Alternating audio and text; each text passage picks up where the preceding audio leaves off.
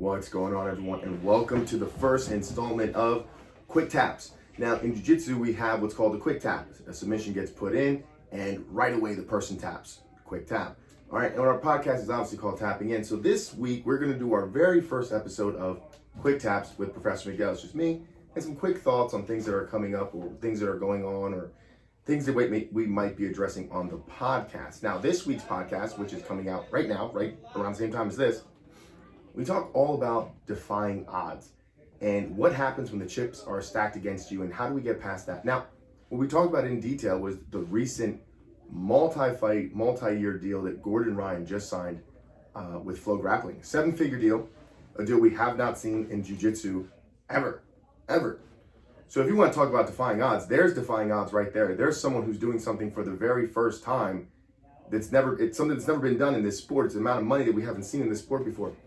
You know, when I was coming up, these big tournaments, the only way to get paid in Jiu-Jitsu when I was starting off, and if you've been training for, 15 plus years, you had to win IBJJF Mundials or ADCC.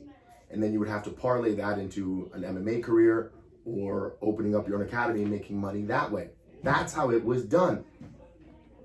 Now, rewind about 10 years ago, 8 years ago, we had the very first, major super fight with Metamoris. And we realized that there are legitimate stars in this sport. Not just people who are talented and can do it on the mats, but can also, really transcend the sport and draw a crowd. They have personality. And then enter Gordon Ryan. What Gordon Ryan has done for the sport of grappling and jiu-jitsu is something that the generations to come will have to thank him for. We're going to talk about this in the podcast. Roy gets into, will we ever see another Gordon Ryan? I'm going to tell you right now, are we supposed to? Was there supposed to be another Michael Jordan? Was there supposed to be another Michael Phelps? Was there supposed to be another, anything, any realm?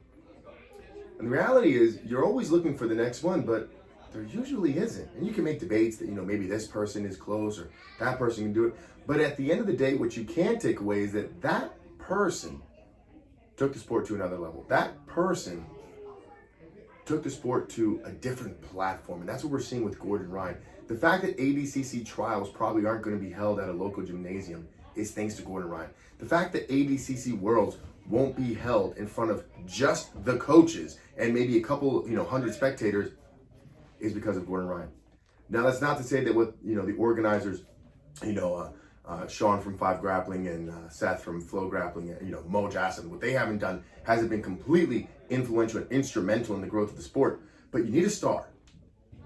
And Gordon Ryan is that star. He's a 6'3", 230-pound white kid from New Jersey who took a sport that was dominated and owned by Brazilians for so long and became the biggest star in that sport. So you want to talk about defying odds, that's defying odds right there. Not just to win an ADCC, not just to win a super fight, not just to, I believe he actually hit the Grand Slam one year where he won Pans, Worlds, and ADCC. But to take the sport to another level. We talk about how, less than 6% of the population ever puts on a gi, ever trains jiu-jitsu. Now that 6%, less than 2% go on to get their black belt. Just getting your black belt is defying odds. Just putting on a white belt, you're defying odds. Every step along the way, we're defying odds. The problem is, what is slowing us down? Now, it's very easy to look at someone like a Gordon Ryan, someone who's achieving everything. And if you don't watch jiu-jitsu, to watch, a Patrick Mahomes if you watch football, or an Andrew Tate, someone who's just, comes out of nowhere and becomes super successful and super famous and everybody knows who he is. It's very easy to look at those people and say, oh, well, it's easy because they had this. Oh, it's easy because they have all these natural abilities. No, at the end of the day, it doesn't matter how much ability you have, how much support you have. You have to defy the odds. The odds are stacked against you to succeed. It's just the inevitable truth. So what are you going to do to get past that point? I truly believe that to defy the odds, you have to have a good support group. You have to have people around you that truly not just believe in you, because they don't have to necessarily believe in your vision, but they are there to help you achieve your vision.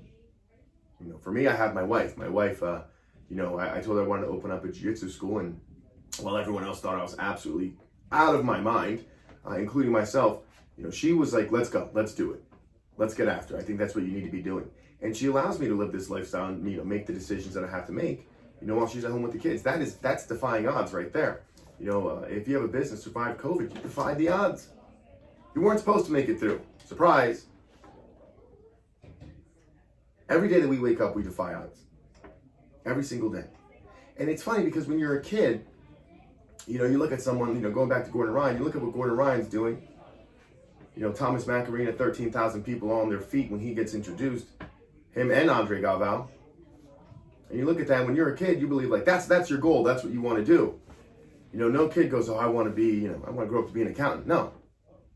You want to grow up to be like one of the stars that you see on TV. You truly believe when you're a child that you can overcome all those odds.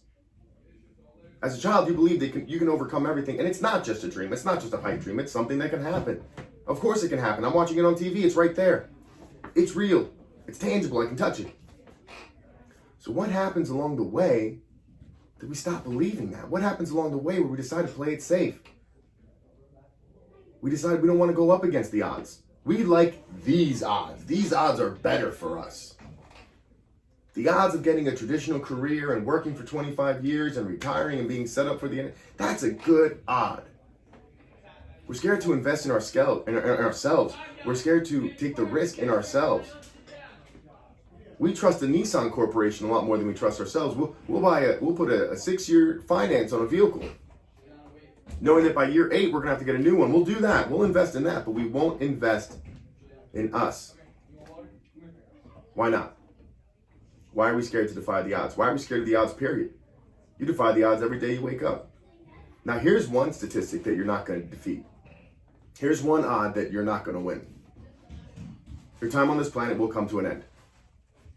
There will be a moment where you will take your final breath, and it might be anticipated, it might not. For some of you, it could happen today. It might not happen for 40 years. That's an odd we're not going to beat. That's a statistic that, we're losing that win. We're losing that fight. We're losing it. So if we know that that's the end outcome, why can't we defy every odd along the way? Why can't we fight everything else along the way and beat those odds? Beat those statistics. Become the superstar in our stories. Become the person on the TV that we always wanted to be. And maybe you don't reach that highest level, but God damn it, if you try to just climb all the way to the peak, even if you don't make it, you might surprise yourself with how far you got. But you got to try it. You got to try to defy the odds. Don't let the odds scare you. If people were scared of odds, then Vegas wouldn't be what it is today. Because goddamn, when you win, when you beat those odds, there's nothing better. There's nothing better than becoming everything you wanted to become and everything you said you would become. Everything you truly believed in your core, becoming that.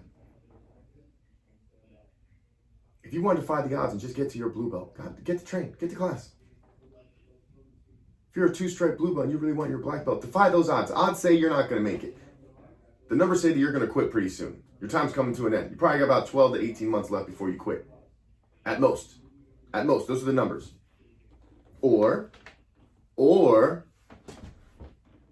you defy those odds. You show up. You train. You get your black belt. You defy the odds. It's going to take you. It's going to take people around you. It's going to take effort. It's not going to be easy. You're going to lose things along the way. But at the end, you can say you did it. You defied the odds. All right? So, hope you enjoyed this. Enjoy the episode. It's going to be dropping at the same time as this. This is the first episode of Quick Tabs with Professor Miguel. Hope you enjoy the shirt. Contenders Clothing. Check it out. Tapping in 20 promo code.